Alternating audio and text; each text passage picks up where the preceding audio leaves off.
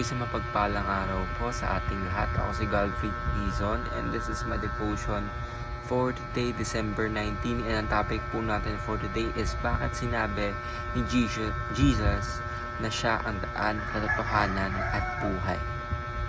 So, ngayon po sobrang lamig talaga ngayong December, so that's why nakakubog po tayo kasi madaling araw po ngayon around 5 o'clock. So yeah, kaya po nakaganto tayo. Ngayon sa Diyos po lahat ng kapurihan. Thank you po Lord dahil sa malamig na araw. So, concept, Jesus the way, the truth, and the life. When Jesus declares himself as the way, the truth, and the life, he claims more than moral guidance. He reveals that everything the temple once symbolized access to God, truth, and life is fulfilled in Him. The temple was God's dwelling and the place of sacrifice and forgiveness.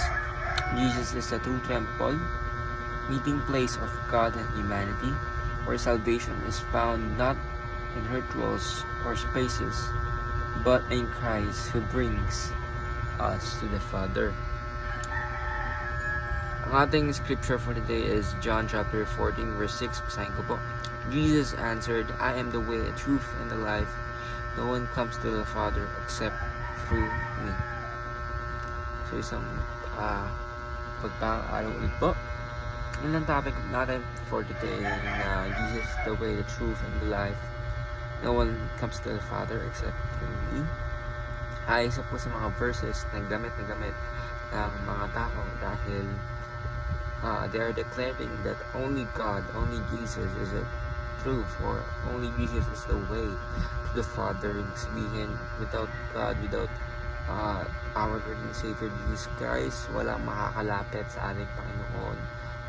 There will be no relationship between us and the Lord kung wala po ang ating Panginoon sa Kristo, because He sacrificed Himself in order for us na mapatawad ng ating Panginoon, because our Lord is just and loving. So there has to be a sacrifice in order for us na tayong sobrang makasalanan na tao ay patawarin ng ating Panginoon. So ating teachings for today is Jesus is the only access to the Father. Nga nga pala sinabi ko kanina ng ating Panginoon lang, hindi ang ating good verse, hindi ang kung sino mga santo, hindi ang kung sino mga angel, but only our Jesus Christ. So, second teaching is Jesus is the fulfillment of all symbols, and Jesus Himself is our eternal life. So, lagi pa ating natandaan na ang buhay natin sa ating Panginoon, ang ating Panginoon natin nagbibigay ang buhay na walang hanggan. So, we must not forget to be grateful and to always honor our Lord and Savior Jesus Christ all day, every second of our lives. Ayun lang po, maraming salamat. Ako si Godfrey Quezon and this is my devotion for today, December 19. Sana po ay marami kayong matutunan. Ayun lang po, and God bless.